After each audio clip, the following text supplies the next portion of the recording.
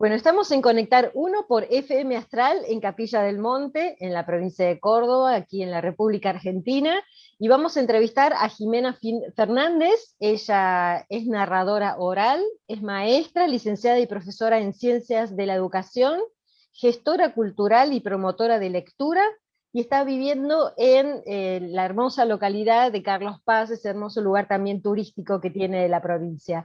¿Cómo estás, Jimena? Te damos la bienvenida. Hola, buen día. Bien, está lindo este domingo de Pascua. Está soleadito, calentito, así que estamos bien, muy bien.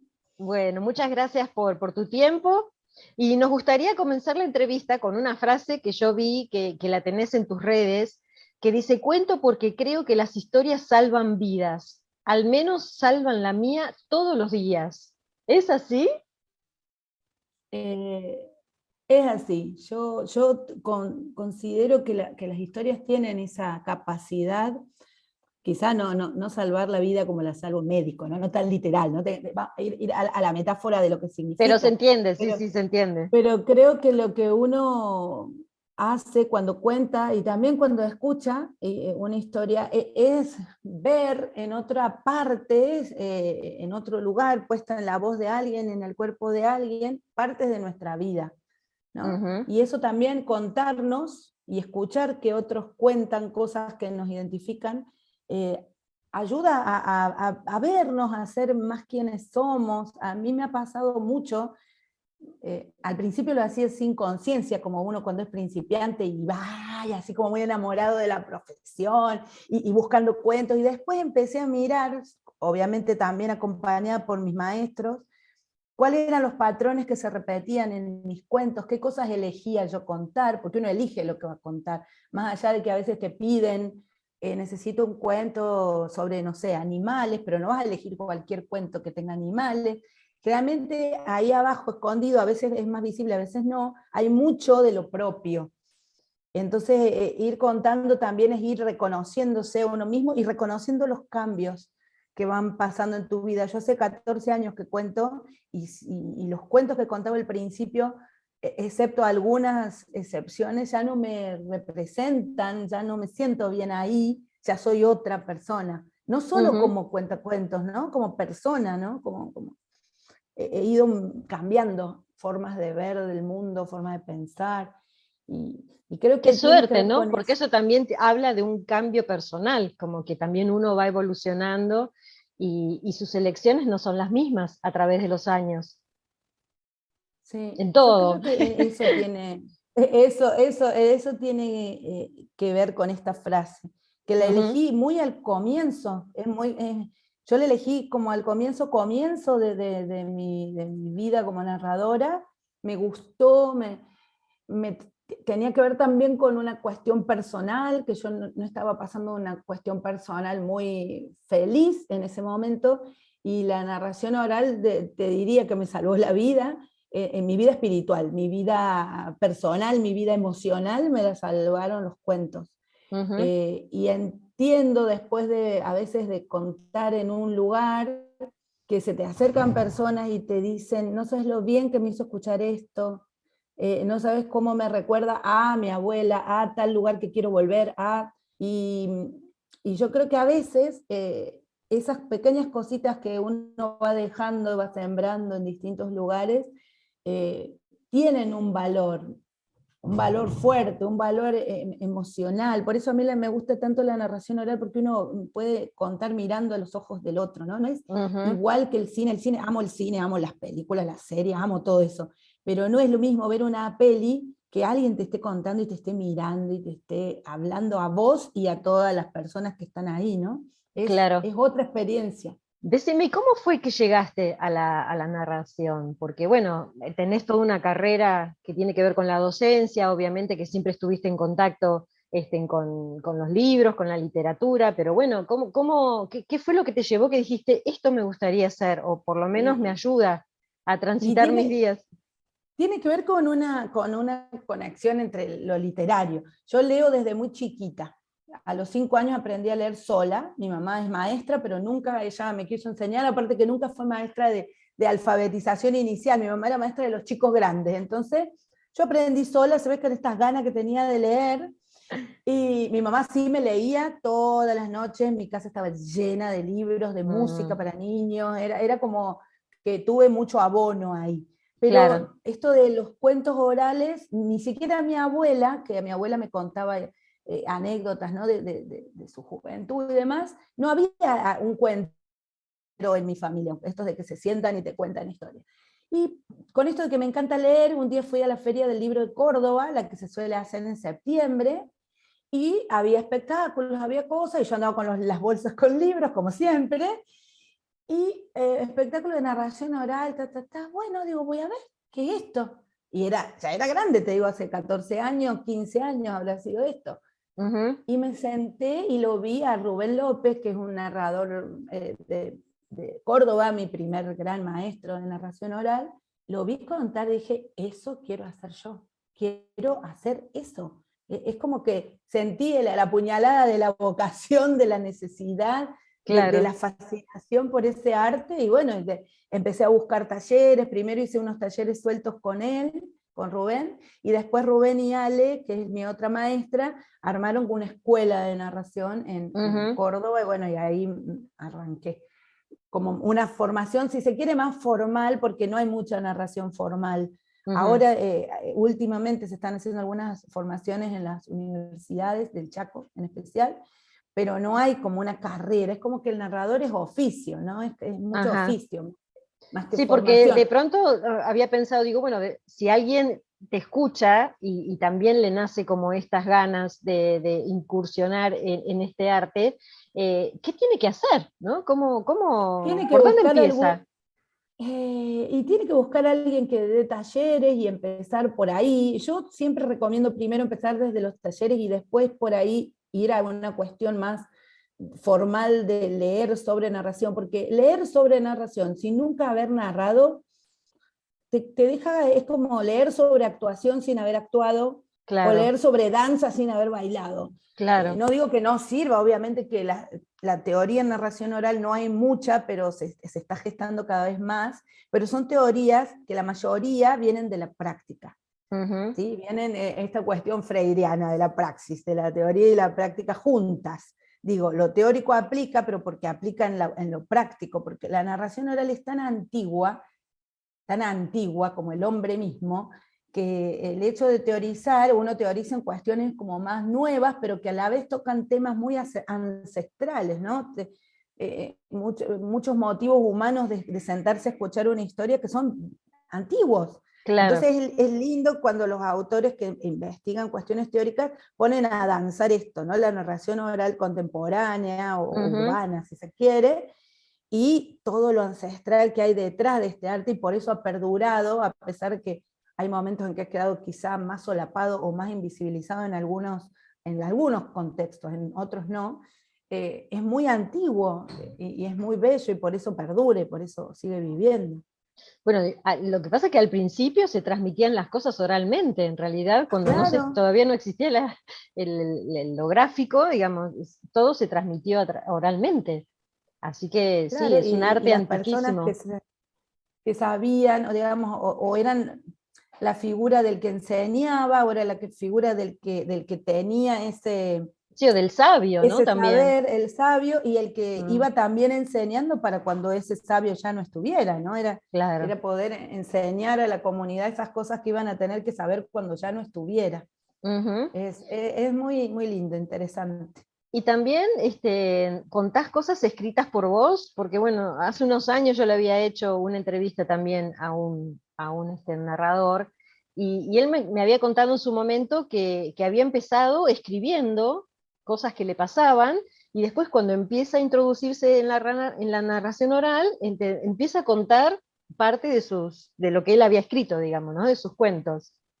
En realidad, cuando uno hace la bajada, el trabajo de mesa, porque uno cuando narra un cuento, a veces las personas piensan que uno agarra el libro o el cuento y lo lee y ya Ujú, está. Hay ujú, un trabajo muy grande atrás de eso, ¿no? ujú. Hay una parte que es, bueno, como una pequeña apropiación que uno hace de la historia, que tiene diferentes maneras de apropiársela.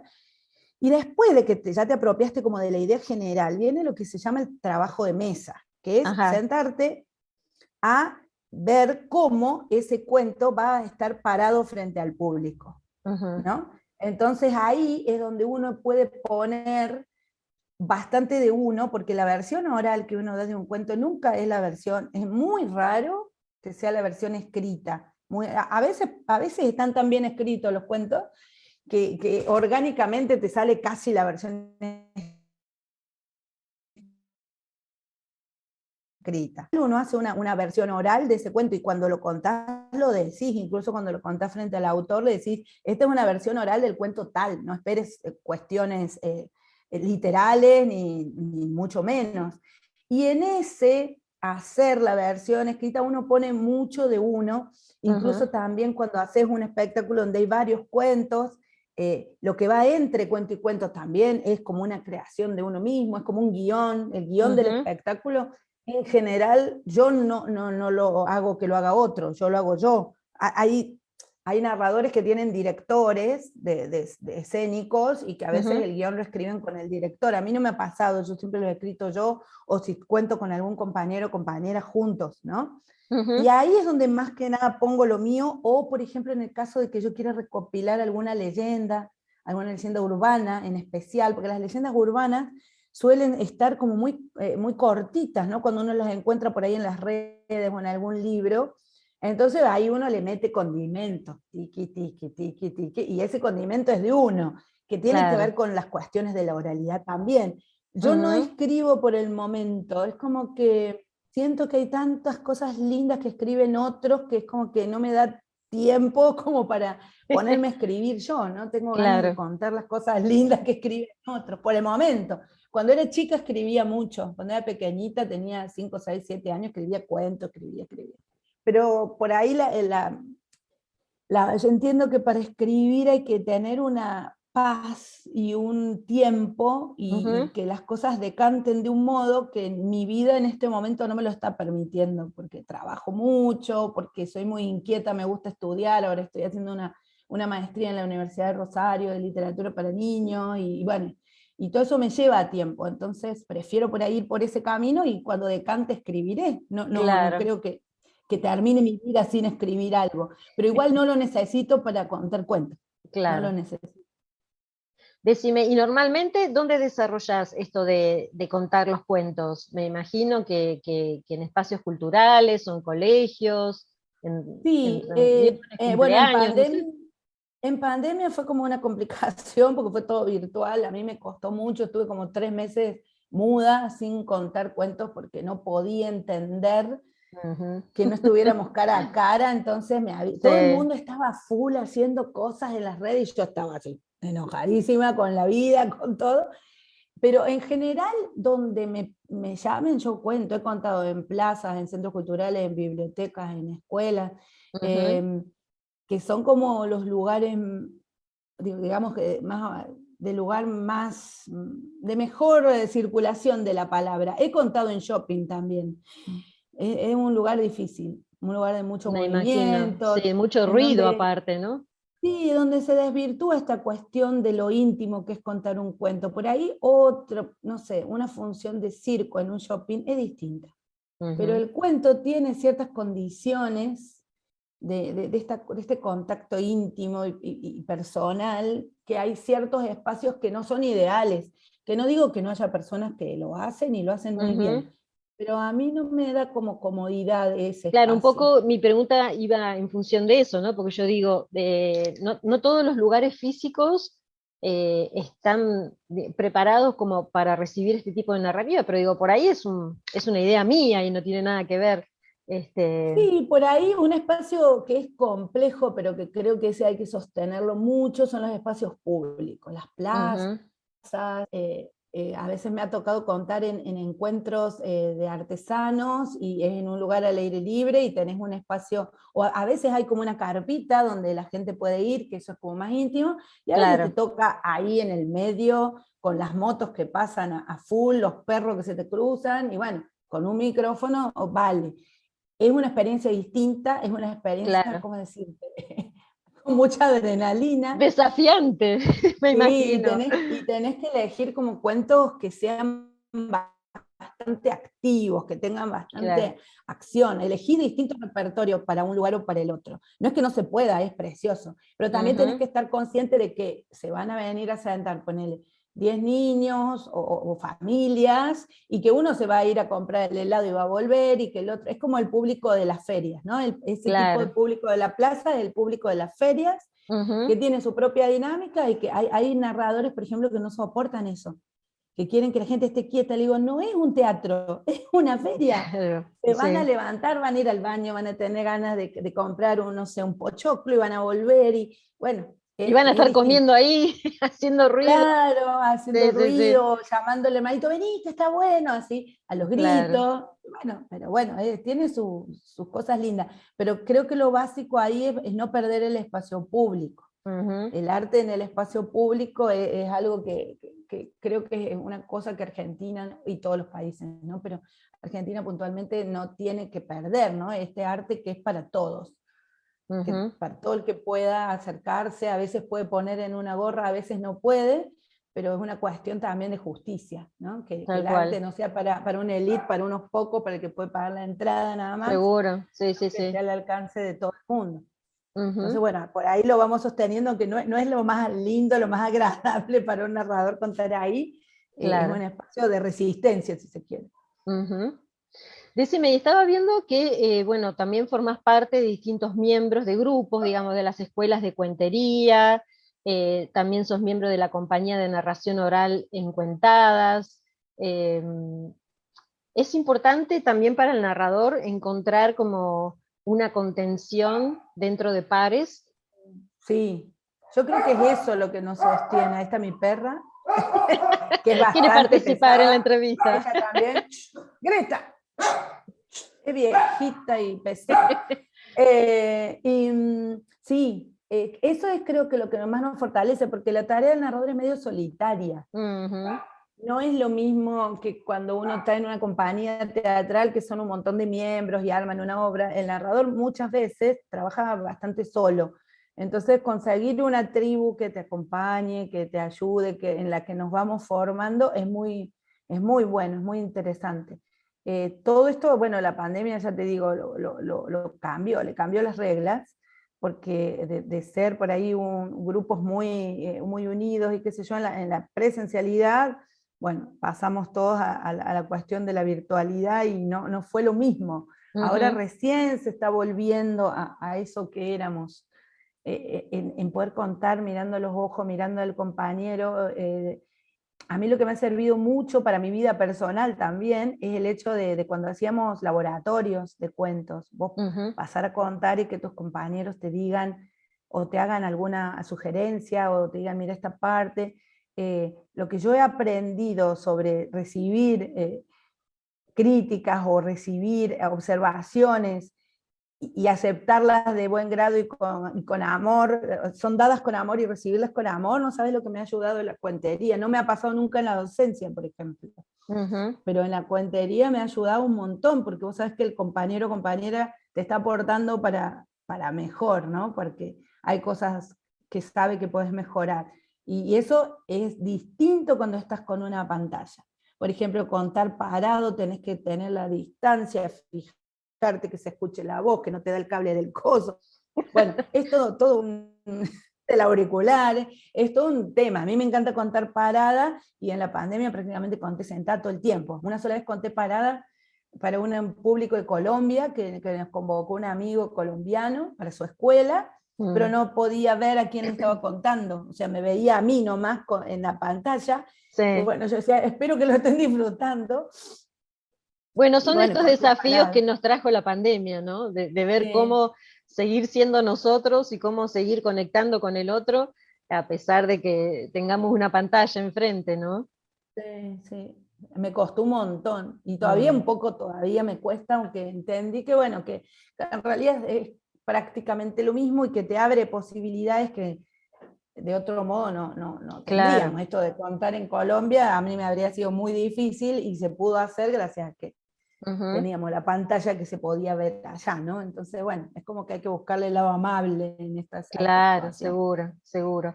Decime, ¿y cómo se vive en la Argentina esto de narrar cuentos? Porque estaba leyendo también que hay diferentes festivales y congresos, ¿no? ¿La Argentina Sí, participa, no participa? ¿Se hacen acá los congresos? ¿Se hacen afuera? sí.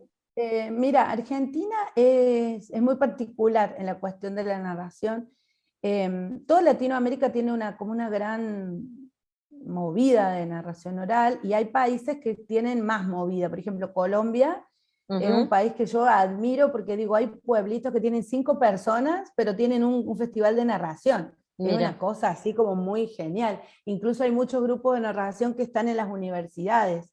Entonces los chicos de universitarios, los que quieren obviamente, se forman y ya desde muy jóvenes mira, salen qué bien, claro. cuenteros. Ujú. Y son muy interesantes lo que se hace allá, ¿no? Porque ya desde chico vos podés decir, bueno, esto me gusta, me quiero dedicar, o me gusta probar, aunque sea, ¿no? Ujú. Muy interesante. Acá en Argentina lleva unos cuantos años, debe llevar ya unos 30, 40 años, las primeras formaciones de narradores orales.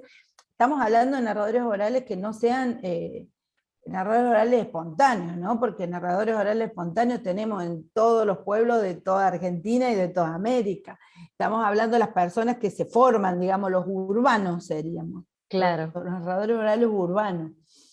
En general con esto, ¿no? Con maestros que vienen de otro lado. Los primeros narradores orales que se formaron acá en Argentina se formaron con Garzón Céspedes, que es un narrador cubano, que Ajá. trajo a Argentina lo que se llama la narración oral escénica, ¿no? Le agregó la cuestión de la escénica porque para él era una cuestión que se hacía en los teatros con ciertas características, con cierto vestuario, con cierta cosa.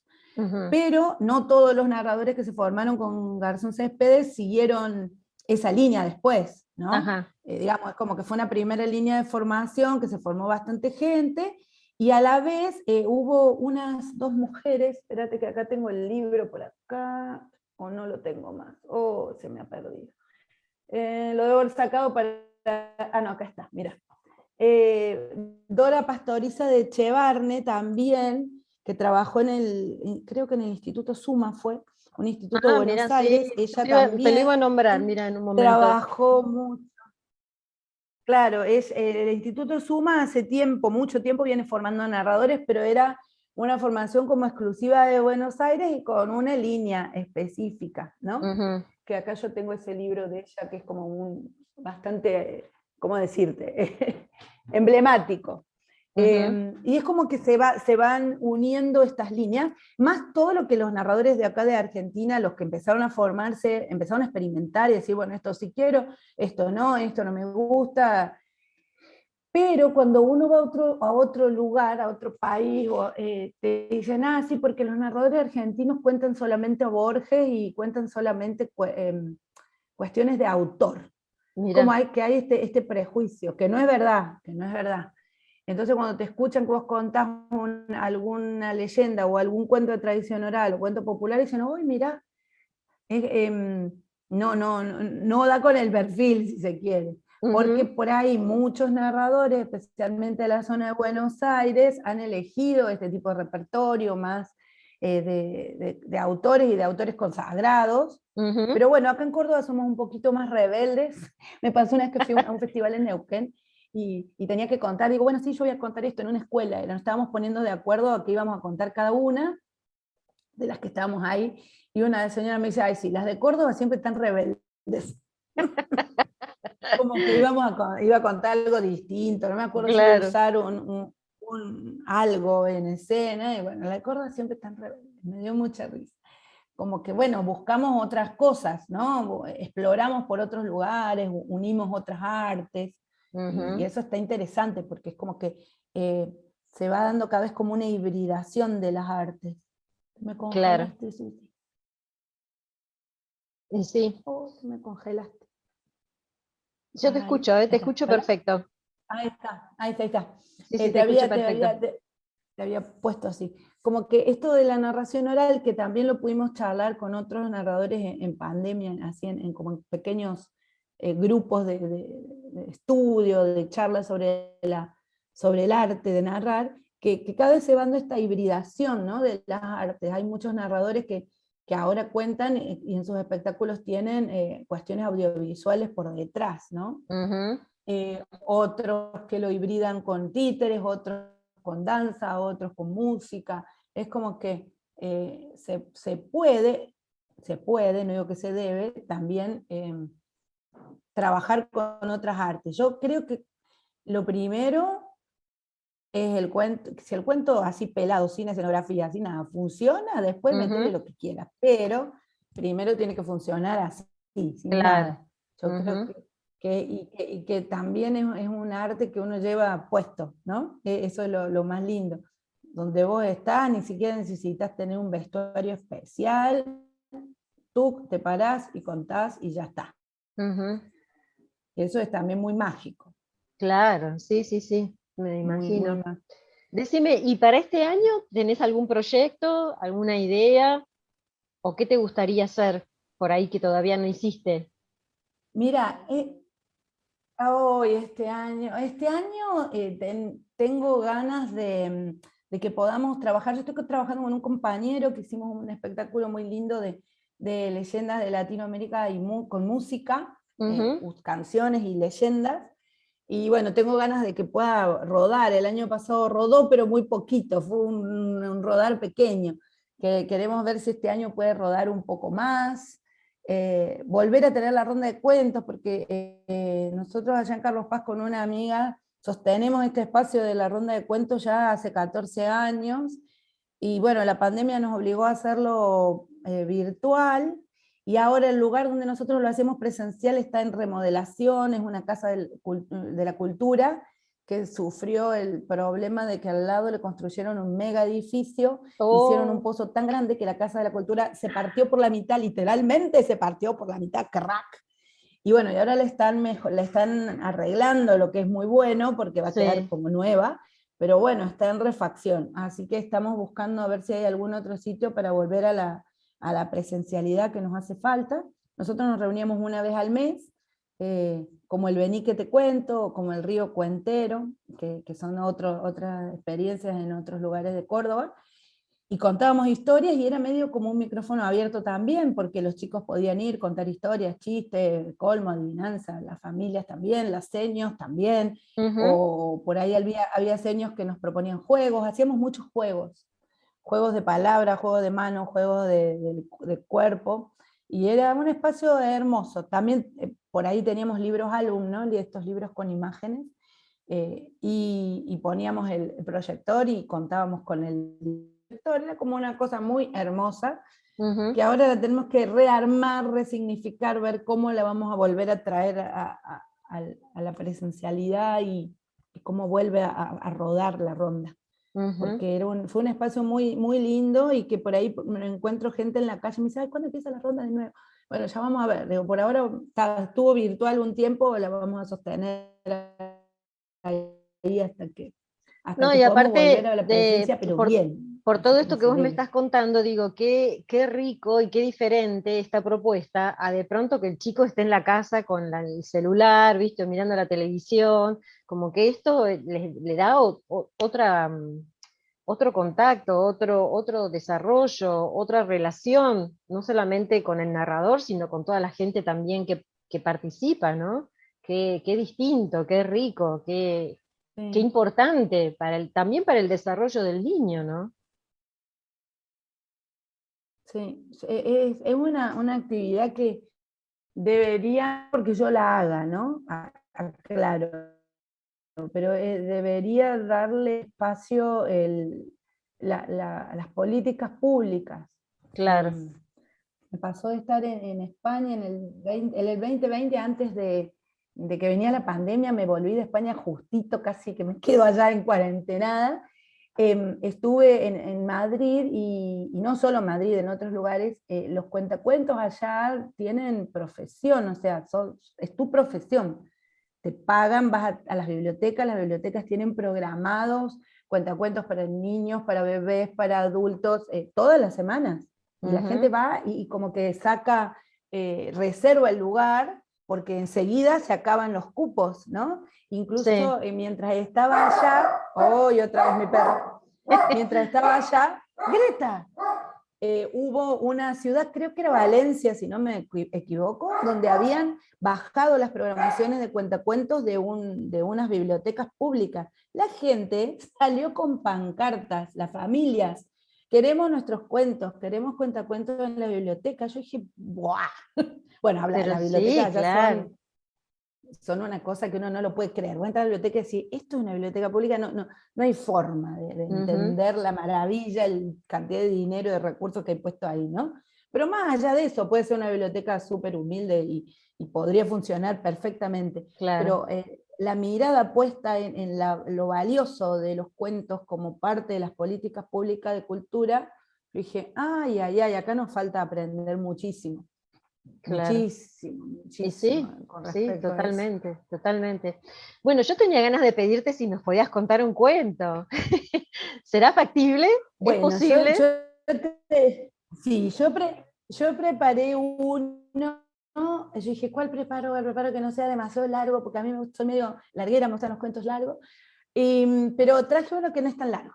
Y te cuento por qué lo elegí. Este cuento yo lo elegí porque lo elegí en su momento cuando lo leí. A mí me pasa esto, yo agarro un libro, ponele en cuenta un cuento, o lo encuentro en la pantalla y lo leo en voz alta y veo cómo suena. Si a mí me gusta cómo suena la primera parte, digo, este es para mí.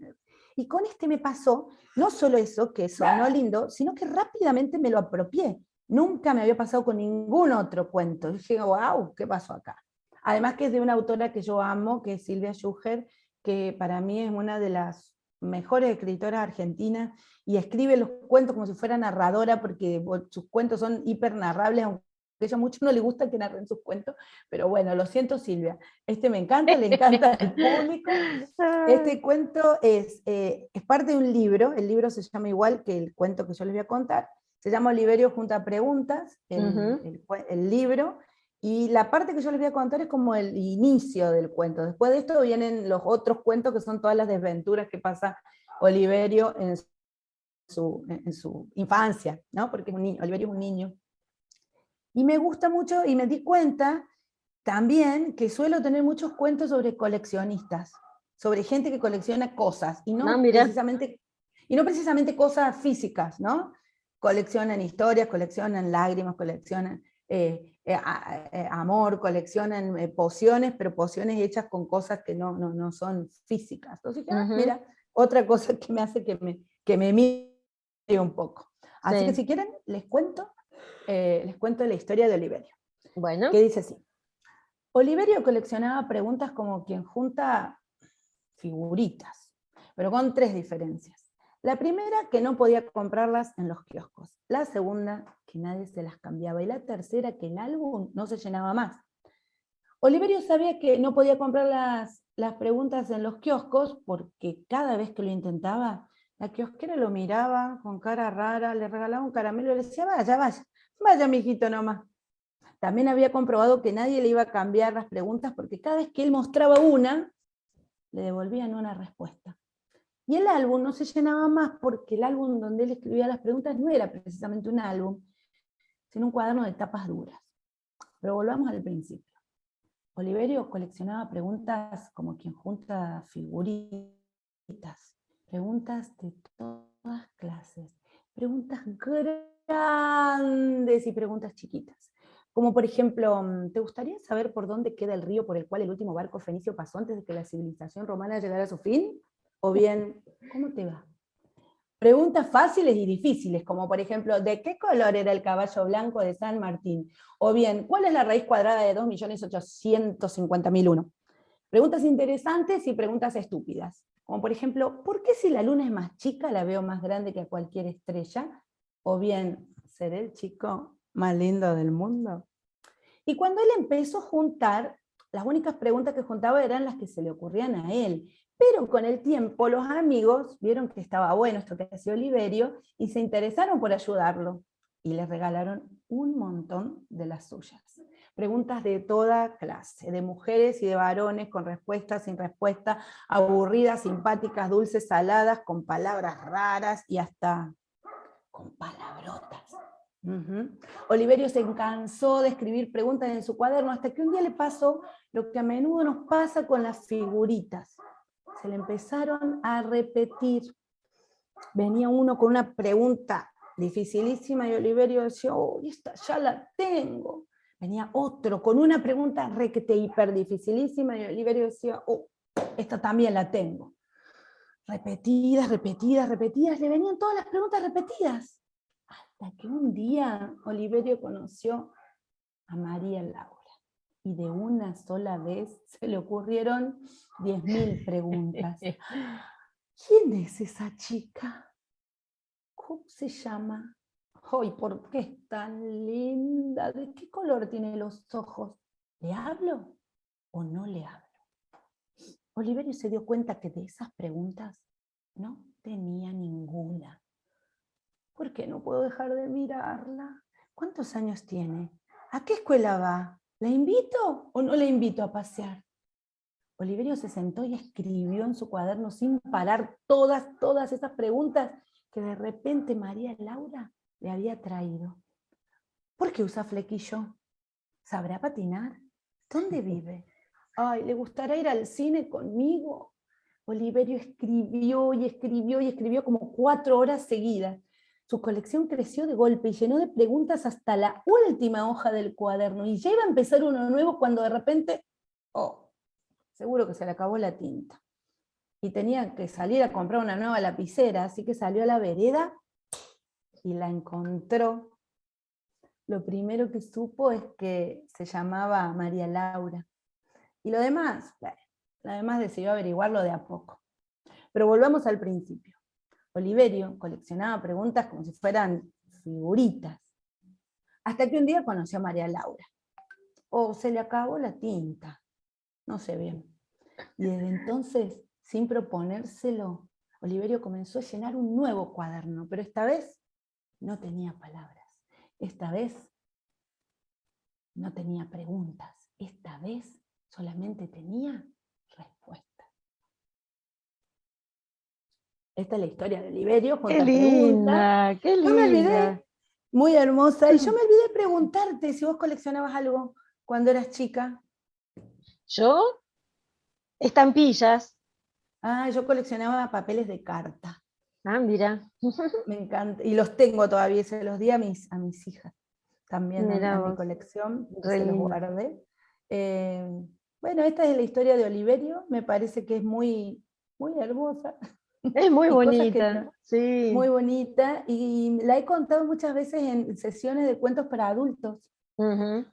Y yo creo que los cuentos que son hermosos y que están muy bien escritos son también para niños, son para adultos y también para niños, y que Ujú. despiertan en los adultos este niño que a veces tienen dormido, a veces que no escuchó cuentos desde que era chiquito, eh, que, que hay como este tabú, ¿no? Ay, si sos adulto ya, ¿para qué vas a escuchar cuentos? O a los adolescentes, oh, ¿para qué nos van a contar cuentos si somos adolescentes? Y el Claro, adolescente es el público más bello que hay para escuchar cuentos. mira vos. Ujú. Sí, el más bello, el más agradecido, el más generoso. También el más lapidario si el cuento no le gusta, Me ¿no? imagino, sí.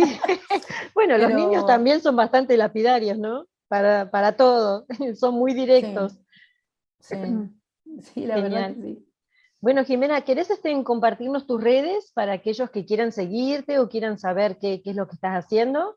Bueno, yo suelo publicar a la vez en Facebook y en Instagram. En Facebook es Jime Cuenta, así, es una página, y en Instagram es @jime_cuenta, porque tengo 2 cuentas de Instagram, una es Ujú. personal, la otra profesional, la separé porque era un desastre sino mezclar las cosas. Entonces en Sí. la mía personal publico cuestiones que me gustan a mí, poesía y demás, pero digamos que todo lo que tiene que ver con infancia, con docencia, con narración oral y lectura y literatura está en la Ujú. Jime_cuenta. Bueno, te agradecemos muchísimo todo lo que has compartido, esto de habernos llevado a este mundo maravilloso de la narración. Y bueno, quedamos en contacto y Buenísimo. Muchas gracias muchas por la gracias. invitación. Muchas A vos, gracias. a vos, a Nos vos. Que estés muy vemos. bien y muchísimas gracias, ¿sí? Gracias, nos Muy vemos. lindo, gracias. Adiós. Chao.